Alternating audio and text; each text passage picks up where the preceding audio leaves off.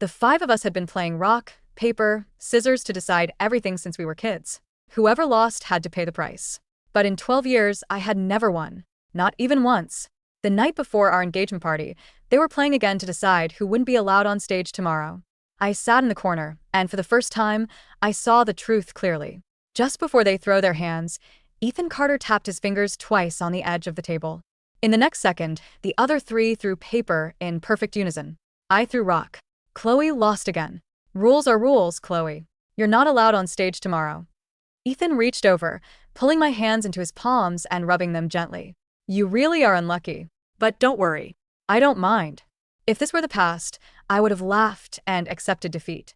But this time, I just stared at him. Tomorrow is my engagement party, and I'm not allowed on stage? When you tapped your fingers twice, was that the signal for them to throw paper? The table went dead silent for a second. Haley Vance let out a soft giggle. You only just realized? We've had that code since high school. We didn't tell you because we were afraid you'd be a sore loser. Ethan nodded. You're too sensitive, Chloe. If we told you, you'd just cry again. So that was it. For 12 years, I ran their errands, picked up their bills, and gave up my seats for them. It wasn't because my luck was bad. It was because they never intended to let me win. Slowly, I pulled my hand out of Ethan's grip. From now on, I'm out of the game. So go ahead. Pick another bride for tomorrow. I turned and walked away. The VIP room door wasn't fully closed, and a burst of laughter erupted behind me. Ethan, aren't you going to go after her and comfort her? Ethan scoffed, not even bothering to lower his voice. Just leave her. She begged me for over 6 months to get engaged. She'll show up tomorrow earlier than anyone else. The whole table laughed in agreement. I stood at the end of the hallway, wiping my tears before I walked out. The receptionist at the front desk looked up and naturally turned the card reader toward me. Miss Miller, the total is $5,000. Over the past 12 years, I had lost count of how many times I had paid the bill at this restaurant. It had become such a habit that everyone took it for granted. I'm not paying. From now on, the person paying won't be me. When I got home, the house was dark. I dragged my suitcase out from behind the closet. Halfway through, I saw the cream-colored gown hanging behind the door. This engagement party was indeed something I had practically begged Ethan for over the past 6 months. Every time I brought it up before, either Haley was sick or Haley was moving. He had even told me once that he lost a round of rock, paper, scissors. The penalty was that he couldn't mention marriage for a month. Yet, the very next day, I saw his Instagram story. The 4 of them were vacationing on a private island. He and Haley were wearing a tuxedo and a wedding dress. Under their friends' cheers, they exchanged rings. That day, with red eyes, I held up my phone and confronted him. He had only sighed helplessly. Haley and I grew up together. I've known her longer than I've known you. If there were really anything between us, would it even be your turn? Seeing my silence, his tone had softened. We were just helping her practice. She wanted to know what a wedding ceremony felt like. At 1 a.m., the front door opened. He walked in smelling of alcohol, stepping over to the bed without even taking off his shoes. The flight lands at 5 a.m. tomorrow. You need to pick up Haley's parents from the airport. She's the most important guest tomorrow. Without waiting for my reply, he scrolled through his phone, remembering something else. And don't forget, you lost the game. Tomorrow, Haley and I will be the ones taking the stage. Everyone knows you're the bride anyway, so it doesn't matter if you go up there or not. Just be good. With that, Ethan looked up at me. There wasn't a single shred of guilt in his eyes. Oh, and don't wear that cream-colored gown. You'll clash with Haley. A sharp sting rose in my nose, but I forced it down. After a long silence, I finally spoke. Ethan, let's call off the engagement. I'm tired. He froze for a second, then laughed out loud. Again? Over that little thing from this afternoon?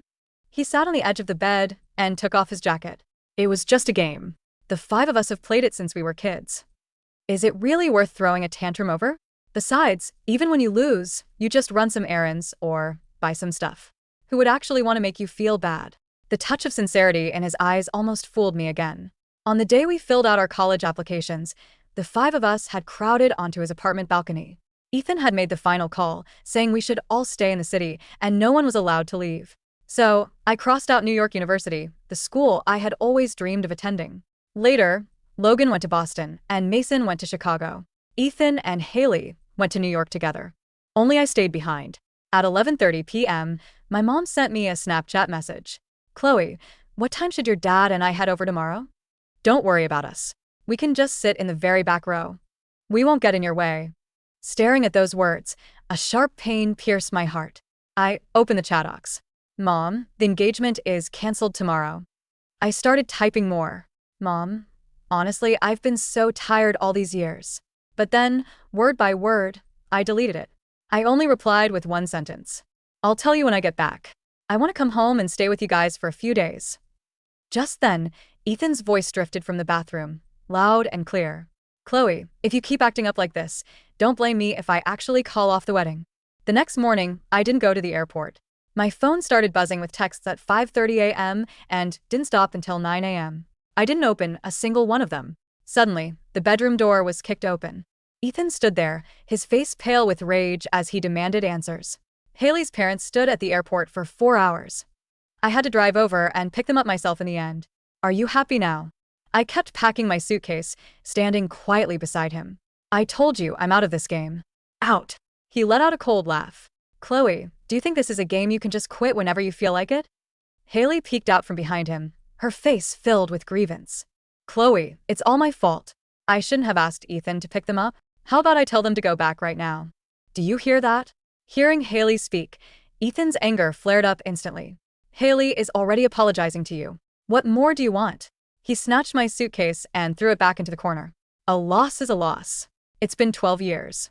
Do you think you make the rules now? Looking into his eyes, I remembered last year. Haley had appendicitis and was hospitalized. We played rock, paper, scissors in the hallway to decide who would stay to nurse her. Ethan lost 5 times in a row, laughing and accepting his defeat. In the end, he stayed by her side for 3 days and 3 nights, peeling apples for her with a scruffy, unshaven face. But last winter, when I had a fever of 103 degrees, we also played the game. I threw rock, and the 4 of them threw paper in perfect, silent unison. Ethan had laughed, tossing his car keys to me. Rules are rules, Chloe. Call an Uber yourself. That night, I sat in the ER alone for 4 hours getting in 4 drip, and went home by myself. It turned out he wasn't incapable of losing. He had just never lost for me.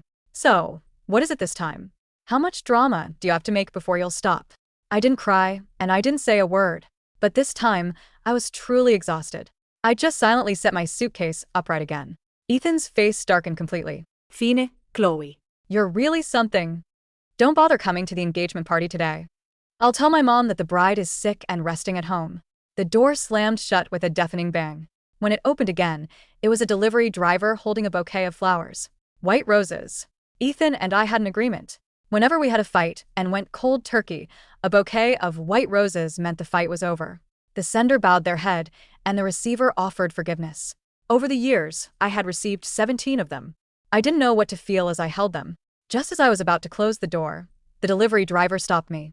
Wait, the customer paid extra and asked me to pass along a message. The driver cleared his throat, imitating a young girl's cute, mocking voice. Chloe, you're really being too immature. Luckily, Ethan has me to send you flowers on his behalf. Oh, by the way, all your flowers from before? I was the one who ordered them too. The blood in my veins froze in that single moment. So, from the very beginning, this promise was nothing but a joke. So for all 17 times, the one who bowed her head was actually me. Before I could even process this, Ethan's mother called. Her tone was as arrogant and condescending as always.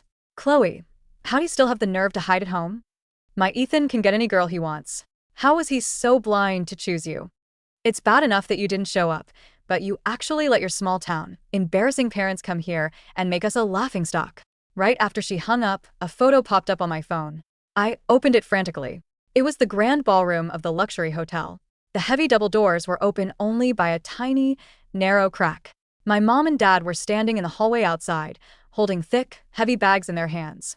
With hunched backs, they tilted their heads, carefully and fearfully trying to peer through that tiny crack. They just wanted to steal a glance at their daughter's happiness.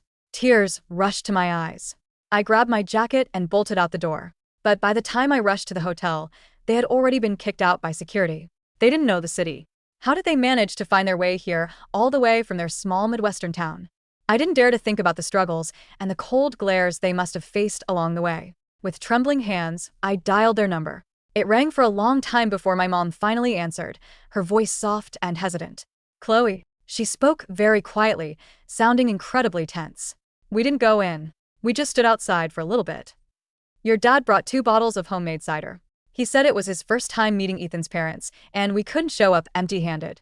We wanted to give you a surprise and to see your big day. A lump formed in my throat, choking me. Where are you guys? I'm coming to get you. Chloe, we. Suddenly, a hand reached out from the side. My phone was violently knocked out of my hand and hit the floor. Ethan stepped on it with his leather shoe, cracking the screen into a million white pieces. He looked down at me, his eyebrows knitted tightly. What are you doing here? Don't you know today's party is completely private?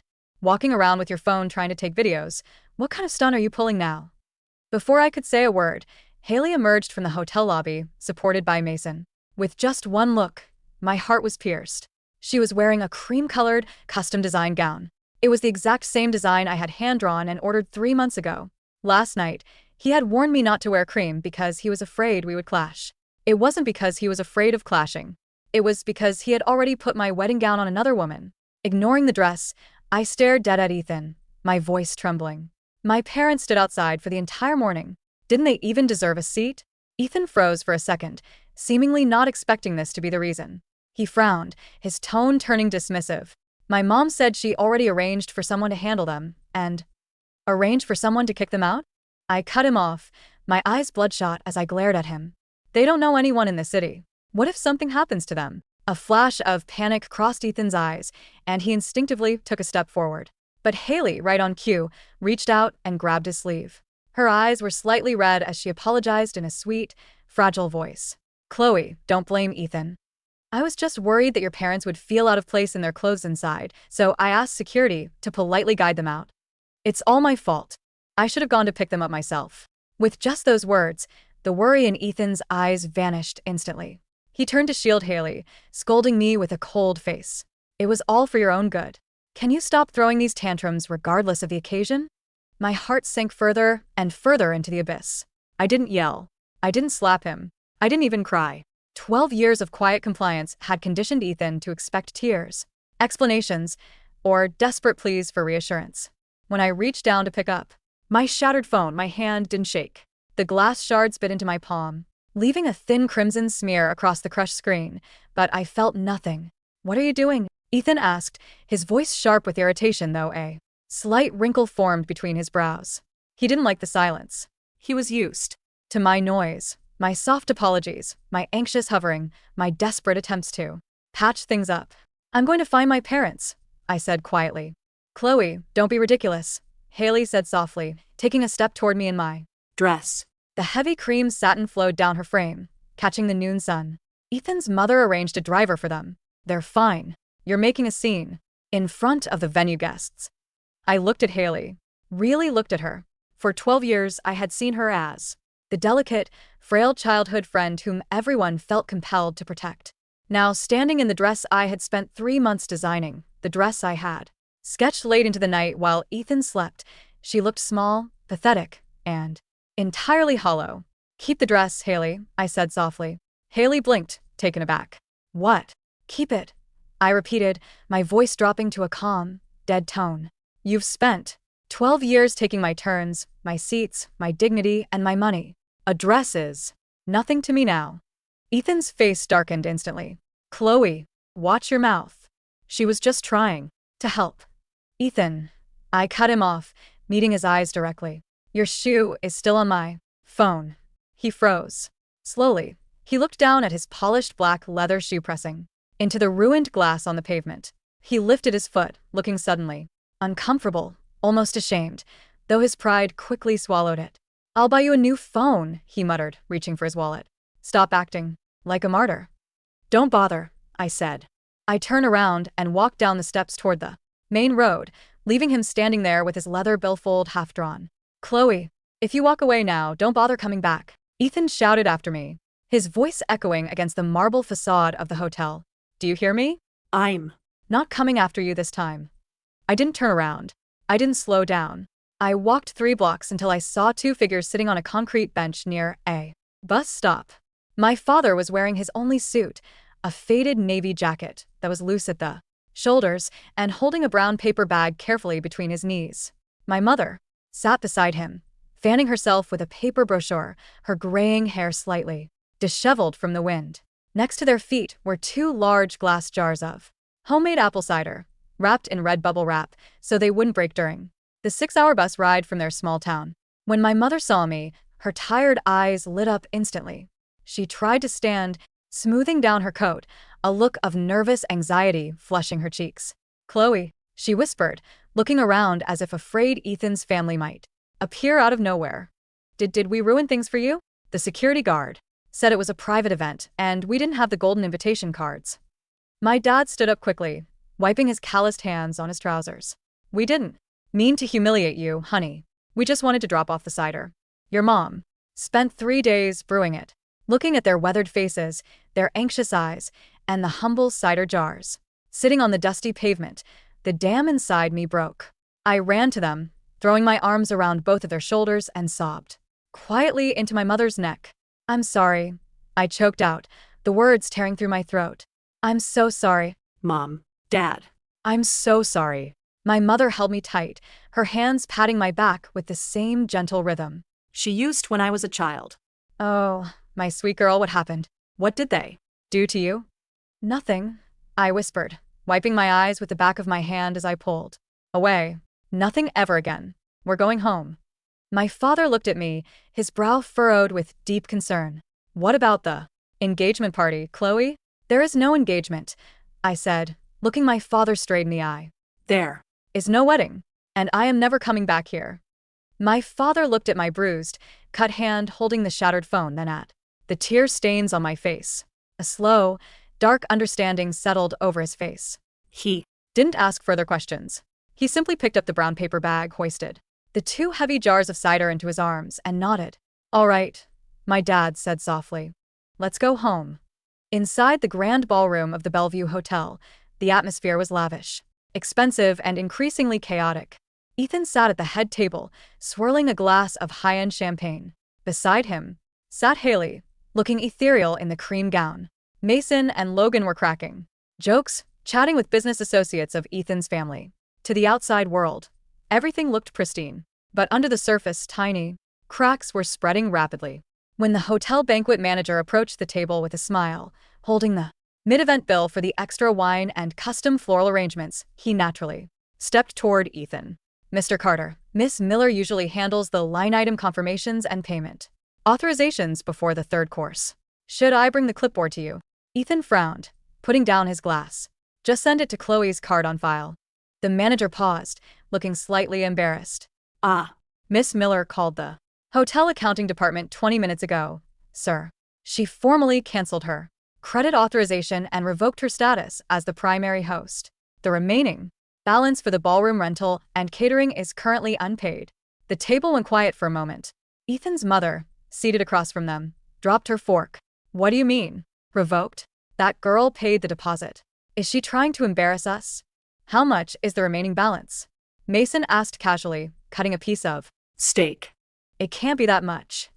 "The remaining balance, including the reserve vintage wines and the imported floral arches, comes out to $42,000, the manager said politely. Ethan froze. $42,000 was not an impossible amount for him, but he had spent his monthly allowance on a new watch the week before, assuming Chloe's savings, which she had accumulated from her freelance interior design work, would cover the event costs, as she always did. "Just put it on my tab," Ethan said, pulling out his personal credit card. "I'm terribly sorry, Mr. Carter," the manager said after running the card through a portable terminal. "The transaction was declined. Your credit line is currently at its limit." A stifle of awkward silence rippled across the surrounding guests. Ethan's mother turned bright red. She snatched the bill, her hands shaking with rage. "That ungrateful little brat," she hissed under her breath. "She did this on purpose." She knew we hadn't transferred the secondary fund yet. Haley quickly reached over, touching Ethan's arm. "Ethan, don't worry. I have some savings. I can pay a bit." "No." Ethan gritted his teeth, his pride wounded in front of his wealthy relatives and friends. He pulled out a secondary card, his face pale. "Use this one." The transaction went through, wiping out the remainder of his emergency savings account. As the manager walked away, Ethan checked his phone out of habit, wanting to Text Chloe a furious message to demand why she canceled the card. But then he remembered. He had smashed her phone under his shoe outside. He stared at his screen. The group chat with Mason, Logan, and Haley was quiet. "She's just throwing a tantrum," Mason murmured, leaning over to Ethan. You know how she is. "Give her 24 hours. She'll realize she has nowhere else To go. Her career in this city only works because of your connections."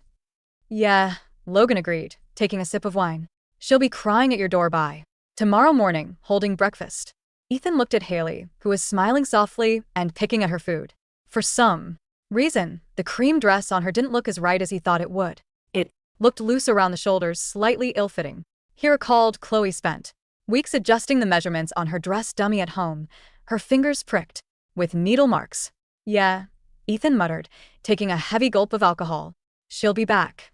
While the banquet continued in the city, I was sitting on a regional train, heading west, back to the small town of Oak Ridge. My mother sat beside me, gently wrapping my cut palm with a clean handkerchief. My father sat across from us, staring out the train window at the passing dusk, his face grim and quiet. "Chloe," my mother murmured, her voice laced with pain. "How long has this been going on?" I looked down at my bandaged hand.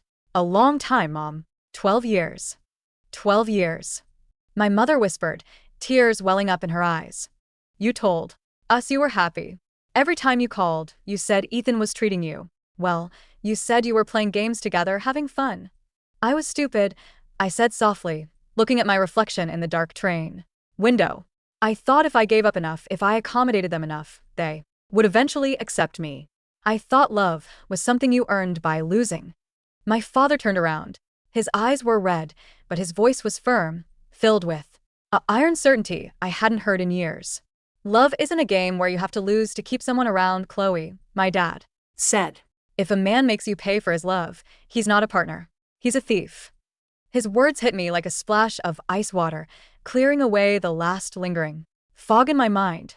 When we arrived home late that night, the small two-story house felt warmer and safer than any luxury VIP room or penthouse I had lived in with Ethan. The next morning, I bought a cheap secondhand phone, inserted a new SIM card with a new number, and went to work. First, I logged into my bank accounts. I canceled all shared accounts, revoked Ethan's authorization on my credit lines, and transferred every single cent of my personal savings into a private, high-yield account under my mother's name. Second, I logged into my social media accounts. I didn't delete my photos.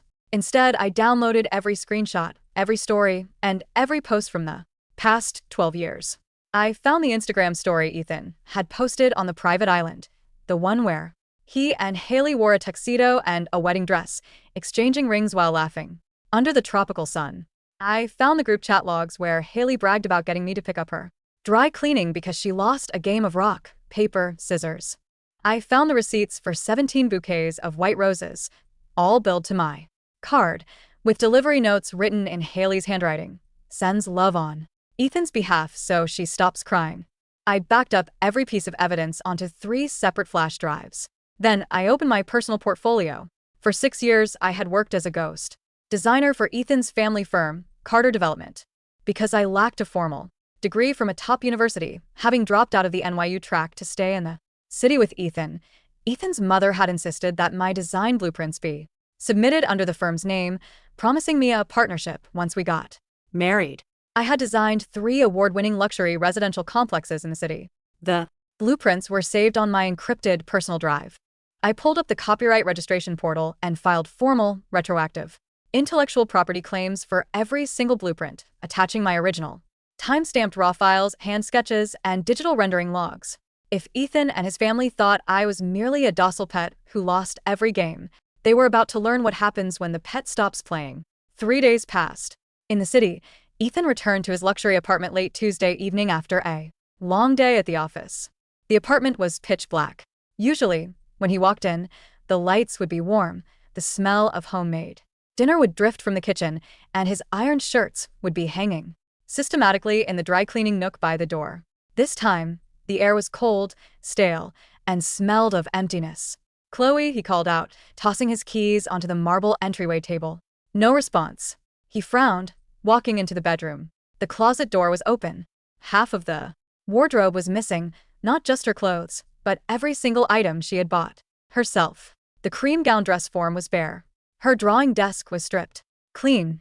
Even the small desk lamp she had brought from home was gone. On the nightstand lay a single, neatly folded piece of paper and a metallic key. Ethan walked over, picking up the key. It was the master key to his apartment.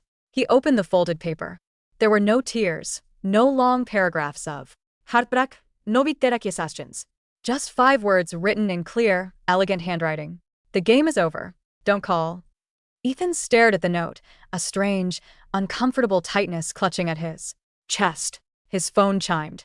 It was a message from Haley. Haley. Ethan, are you free tonight? Mason and Logan want to grab drinks at the lounge. My treat. Well, yours, but I'll order. Ethan stared at the screen. Normally, he would reply instantly with a joke. But tonight, looking at the empty apartment, he felt an unexpected flicker of irritation. He called Mason instead. Hey, Ethan. Mason answered, the background noise of a noisy bar echoing through the speaker. Did Chloe come crawling back yet? No, Ethan said, his voice flat. She cleared her stuff out. There was a brief pause on the other end. Really? Wow, she's taking this game. Things seriously this time. Where is she staying? I don't know. Her old phone is disconnected. I tried calling her parents, but the line goes straight to voicemail. Ethan rubbed his temples. Mason, did you guys really keep that finger-tapping signal secret for 12 years? Mason laughed softly. Come on, Ethan. Don't get sentimental now. You were the one who invented the signal in high school, so we wouldn't have to pay for pizza. You used to laugh louder than anyone when she threw rock every single time. Ethan held the phone away from his ear, staring blankly at the wall. He had invented it? Vague memories fluttered back into his mind. High school. The greasy diner near campus.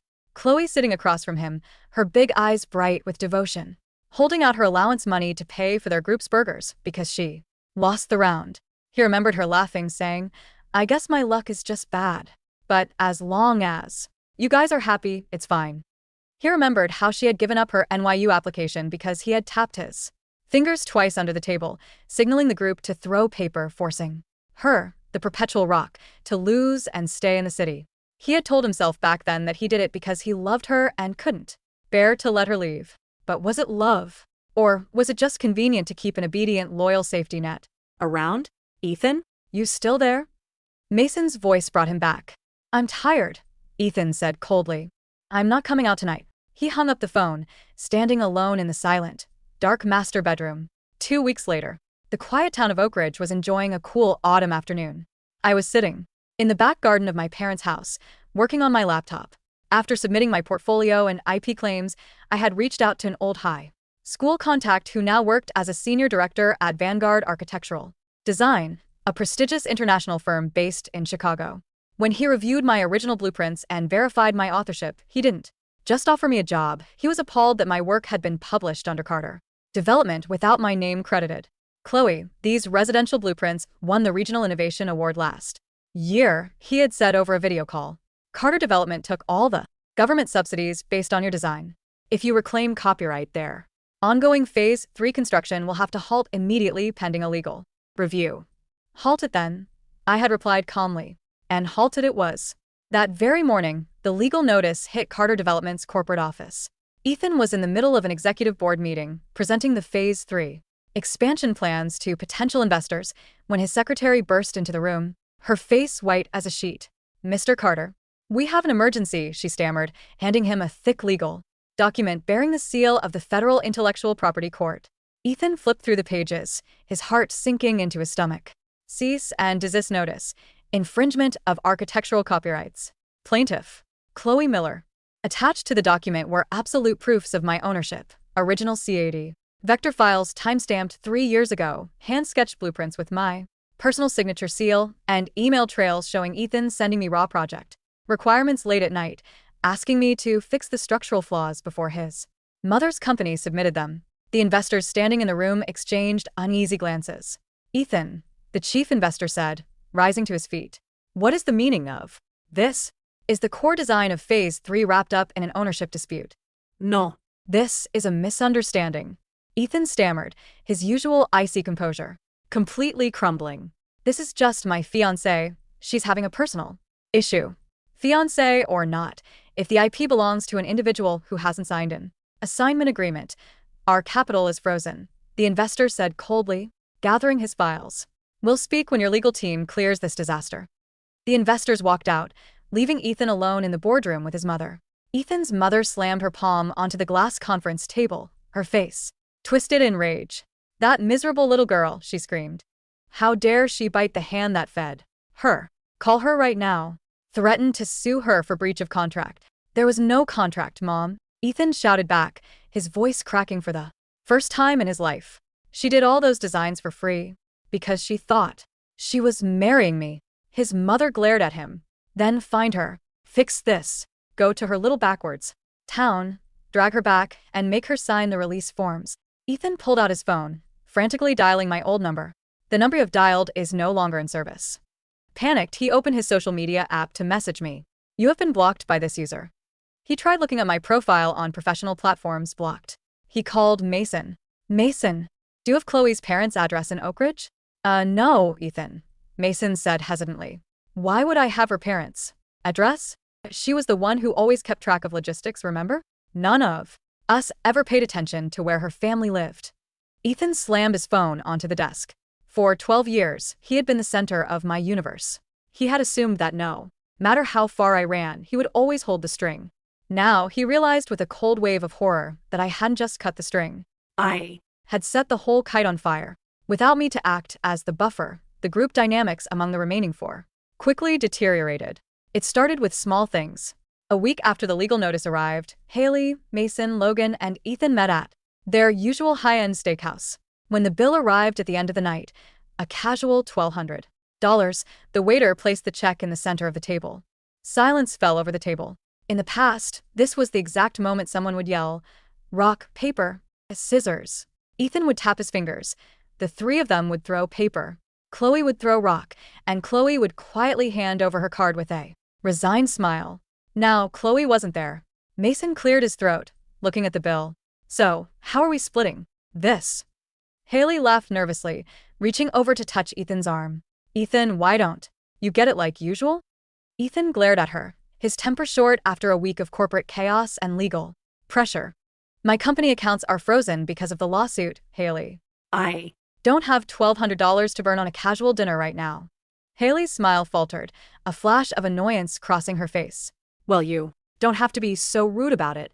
Mason, Logan, can you guys pay? Why us? Logan snorted, setting his wine glass down with a heavy thud. When Chloe was here, she paid 8 times out of 10. The rest of the time, Ethan covered it. We're just friends hanging out. Friends hanging out? Mason scoffed, looking at Logan. Logan, you haven't paid for a single meal since we graduated college. You always pretended to go to the bathroom during the payment round. What are you talking about? Logan stood up, his face flushing dark red. You're the one who lost the trip to Miami last year and made Chloe pay for your airline upgrades. Guys, stop. Haley whined, her delicate voice turning sharp and irritating. It's just a dinner. Then you pay for it, Haley, Mason snapped, turning his eyes on her. You've been wearing Chloe's custom dress, staying at Ethan's apartment, and living like a princess. You haven't worked a day since college. Pay the bill. Haley gasped, her eyes immediately welling up with tears as she turned to Ethan. Ethan, look how he's talking to me. Tell him to stop. In the past, Ethan would have immediately stepped in, slammed his fist on the table, and defended Haley like a chivalrous knight. But tonight, looking at Haley's tears, Ethan felt no urge to protect her. He only felt an overwhelming sense of disgust and fatigue. He looked at her teary face, then remembered Chloe's face from the afternoon of the engagement party, the calm, absolute indifference in her eyes when she said, "Keep the dress, Haley." "Pay your own share, Haley," Ethan said quietly. Haley froze, her tears instantly halting in shock. "What?" I said. "Pay your own share," Ethan repeated, his voice cold and flat. "I'm not. You're paying." He pulled out $300 in cash, threw it onto the table, stood up, and walked out of the restaurant without looking back. Behind him, an explosive argument erupted between Haley, Mason, and Logan as they argued over who was going to pay the remaining $900. The little golden bubble built on 12 years of parasitic exploitation had finally burst. Ethan drove aimlessly through the city streets, his mind a chaotic mess of legal stress, financial ruin, and haunting memories. He found himself driving toward the florist near his old university campus, the shop where he had ordered flowers for Chloe over the years. He stepped inside. The old florist recognized him immediately. Mr. Carter, the florist said with a warm smile. It's been a while. Are You here to pick up another bouquet of white roses for Miss Miller? Ethan paused. You remember her? Of course I do. The florist smiled gently. She was such a sweet girl. Every time she came in to buy ribbons or small plants, she'd always tell me how much she loved white roses because they meant forgiveness. Ethan felt a sharp pang in his heart. Did a young woman named Haley Vance come in here to order them for me? The florist's smile faded, replaced by a look of confusion. Miss Vance? Oh, yes. I remember her. To be honest, Mr. Carter, I always thought it was quite strange. What was strange? Ethan asked, stepping closer. Well, the florist hesitated. About 3 years ago, Miss Vance came in and set up a standing order. She paid extra cash and asked us to send a bouquet of white roses to Miss Miller whenever you two had a fight under your name. Ethan's breath hitched. What? Yes, the florist continued, nodding. She gave us specific cards to include. She wrote them herself, but told us to sign them anonymously or with your initials. She told us it was a joke between friends. But I Saw Miss Miller outside the shop once after receiving them. She looked so sad, holding those flowers, thinking you had sent them to brush off an argument. Ethan felt as if someone had slammed a sledgehammer directly into his chest. The 17 bouquets of white roses. He had always wondered why Chloe would suddenly quiet down and accept his dismissive behavior after a fight, assuming she had simply cooled off on her own. He had never sent those flowers. Haley had sent them to mock her, to humiliate her, to secretly communicate to Chloe that her feelings were worth nothing more than a cheap, automated delivery. Luckily, Ethan has me to send you flowers on his behalf. The words the delivery driver had mimicked that morning echoed in his ears with deafening clarity. Ethan stumbled backward, catching himself on the edge of a display counter. He had thought he was the master of the game. He had thought he was protecting his helpless childhood friend while maintaining a loyal fiancé. In reality, he was nothing more than a blind, manipulated fool, weaponized by Haley to destroy the only person who had ever truly, selflessly loved him. He rushed out of the florist, got into his car, and slammed his hands against the steering wheel, letting out a raw, desperate roar of regret into the empty vehicle. 6 months later, Chicago. The annual Midwest Architectural Innovation Summit was being held at the Grand International Exhibition Center. The hall was packed with industry leaders, media reporters, and top executives from major real estate firms across the country. At the center of the main stage stood a young woman in a tailored dark navy suit. Her dark hair was cut into a sleek, professional bob, and her skin radiated confidence and vitality. It was me. And finally, I said into the microphone, my voice steady and clear, echoing through the vast auditorium. The Urban Harmony Project was built on the principle that architecture should serve human connection, not vanity, not coercion, but genuine sanctuary. The giant screen behind me displayed the breathtaking renderings of my latest green residential design, created under my new role as senior principal designer at Vanguard firm. The crowd erupted into thunderous applause. As I stepped down from the stage, holding the Golden Compass Design Award, colleagues and press swarmed around to offer congratulations. Miss Miller, magnificent presentation. Vanguard made the best decision hiring you. I smiled, gracefully accepting their praise, shaking hands, and exchanging business cards. I was no longer the girl who sat in the dark corner of VIP rooms, waiting for 4 people to finish their rigged game, so I could pay their bill. I was Chloe Miller, independent, successful, and entirely whole. As the crowd began to disperse toward the cocktail lounge, I saw a disheveled figure standing near the back entrance of the exhibition hall. He wore a rumpled gray suit that looked 2 sizes too big for him. His hair was messy, his eyes bloodshot, and his posture hunched. It was Ethan. It had been 6 months since I left. In those 6 months, Carter Development had plummeted into financial crisis after losing the IP lawsuit, denied access to my designs. Their Phase 3 project collapsed, leading to bank foreclosures and investor lawsuits. His mother's health had deteriorated, and his so-called friend group had completely shattered. Mason had moved to another state to escape corporate debt. Logan was facing fraud charges, and Haley, After realizing Ethan had no money left, had quietly dumped him to chase a wealthy older businessman in New York. Ethan had lost everything. He walked toward me, his steps hesitating, his hands trembling as he held a small, weathered velvet box. "Chloe," he whispered, his voice hoarse and broken. My security guard stepped forward to block him, but I gently raised my hand, signaling the guard to hold back. I stood there, holding my golden trophy, looking at the man I had loved for 12 years. "Mr. Carter," I said, my tone polite, formal, and completely devoid of warmth or hatred. "Are you here on behalf of Carter Development? If it's regarding the settled lawsuit, you should speak to Vanguard's legal department." Ethan's eyes welled with hot tears at the icy formal title. "Chloe, please don't talk to me like that," he choked out, taking an eager step closer. "I went to Oak Ridge. Your dad wouldn't let me in the house. I've Been looking for you in Chicago for 3 weeks. Why?" I asked simply. Ethan dropped to his knees right there on the polished marble floor of the exhibition center, uncaring of the remaining reporters and guests who turned to stare. He opened the velvet box. Inside was a simple platinum diamond ring, the ring he was supposed to give me 6 months ago. "I was wrong, Chloe," he sobbed, tears rolling down his pale, hollow cheeks. I "Was blind. I was a monster. I know about the flowers. I know about the finger signals. I know everything Haley did. I broke off all ties with them. I sold my car. I paid off the company debts. I just want you back." He looked up at me, his eyes filled with desperate, agonizing hope. "Give me one more chance, Chloe. please. We spent 12 years together. You loved me. I know you loved me. We can start over. In a small house, anywhere you want. I'll run your errands. I'll pay your bills. I'll do anything." I looked down at him kneeling at my feet. If this were 6 months ago, my heart would have shattered into 1,000 pieces seeing him like this. But today, looking at him, I felt nothing. No anger. No satisfaction. No revenge. Thrill. Just a profound, absolute emptiness.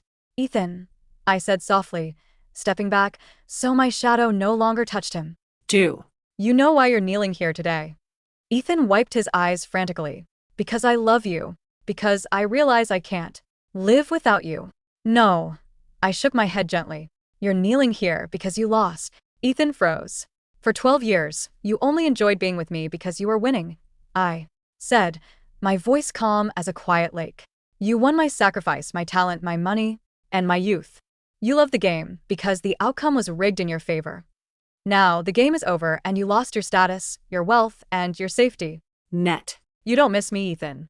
You just miss the girl who let you cheat." Ethan stared at me, his mouth open, unable to utter a single word of defense. My Words cut through his rationalizations with surgical precision, leaving his self-pitying soul completely exposed.